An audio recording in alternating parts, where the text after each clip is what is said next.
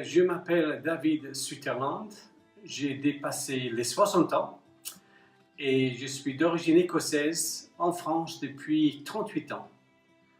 Je suis marié avec Brigitte qui vient d'Aix-les-Bains et nous avons 4 enfants qui sont tous adultes et nous avons 3 petits-enfants. Nous avons servi le Seigneur dans la Sarthe, dans le Pas-de-Calais et depuis 6 ans nous sommes lyonnais.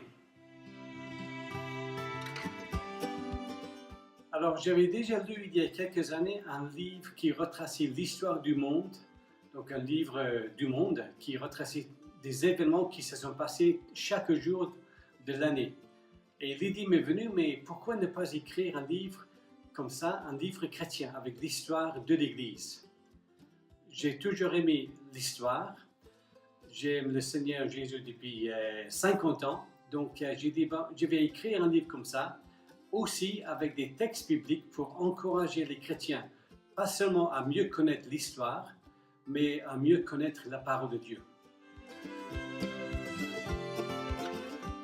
Oui, donc le but du livre, c'est un livre de méditation quotidienne pour tous les jours de l'année, donc 366 histoires, et chaque histoire a eu lieu cette date-là dans l'histoire.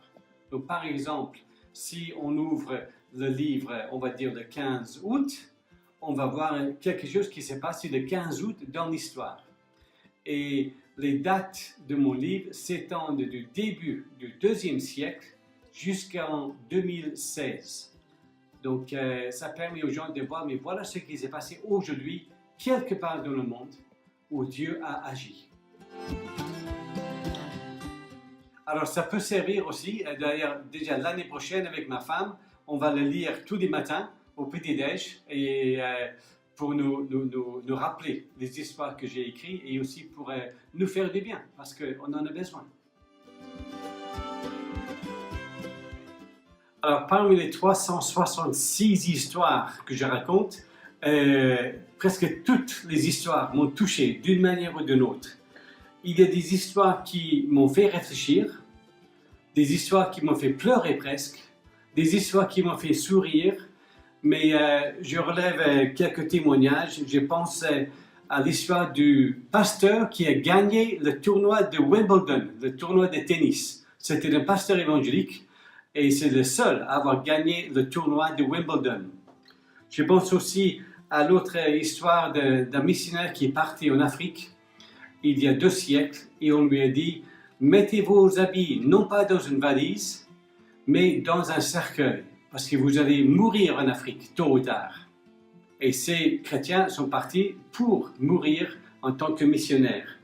Je pense à l'autre histoire d'un homme qui s'est converti dans les eaux glaciales de l'Atlantique le soir où le Titanic a coulé. Un chrétien était avec lui, lui a parlé de Jésus et cet homme s'est converti tandis que les chrétiens est décédé dans les eaux de l'Atlantique. Je pense aussi à d'autres histoires où je raconte l'origine de quelques cantiques que nous connaissons. Et dans mon livre, j'ai des anecdotes, des témoignages d'une quarantaine de pays différents. Et aussi, je ne néglige pas des Lyonnais qui ont marqué l'histoire du monde et l'histoire de l'Église. Je pense à Adolphe Monod, qui était Lyonnais pendant quelque temps. Je pense à Pierre Valdo. Je pense à Irénée. Je pense aussi à quelques martyrs pas connus comme Martial Alba, avec d'autres amis, d'autres chrétiens qui sont morts brûlés vifs sur la place des terreaux.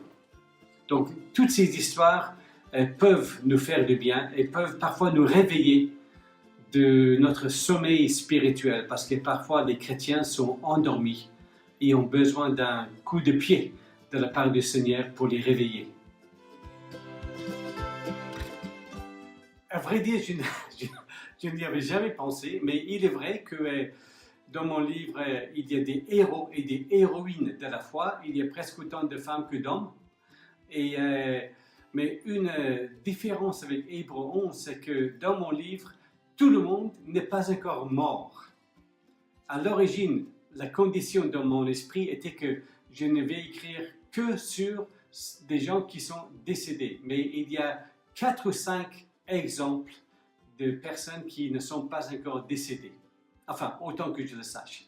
Mais en tout cas, c'est quand même des héros et des héroïnes qui aujourd'hui ne diraient jamais « je suis un héros de la foi ». Mais pour nous, on les voit et on dit « mais ces gens-là ont accompli des grandes choses pour le Seigneur ». Alors ça peut apporter déjà des encouragements et des exhortations en ce qui concerne leur vie de tous les jours. Ça peut aussi les aider dans leur identité en tant que chrétiens, qu'on n'est pas chrétien qu'aujourd'hui, mais on a tout un héritage spirituel avec des hommes et des femmes comme nous qui ont vécu, qui ont servi le Seigneur et malgré leurs difficultés, malgré leurs épreuves, malgré parfois d'horribles souffrances, ils ont tenu bon. Et nous aujourd'hui, en lisant leurs histoires, on peut se dire mais Dieu est le même hier, aujourd'hui et éternellement. Et puisque Dieu a aidé ces gens-là il y a des siècles à rester fidèles, Dieu peut nous aider, nous, aujourd'hui, à rester fidèles dans tout ce que nous voulons faire pour lui. Ah, tout à fait. D'ailleurs, je me suis très souvent servi dans des prédications en disant qu'il y a 160 ans, cette semaine ou aujourd'hui, tel événement a eu lieu. Donc ça peut servir aussi pour illustrer des prédications, des méditations, des études bibliques pour prédicateurs, pour laïcs, peu importe. Parce que ces choses-là peuvent marquer quelqu'un en écoutant, en lisant les histoires.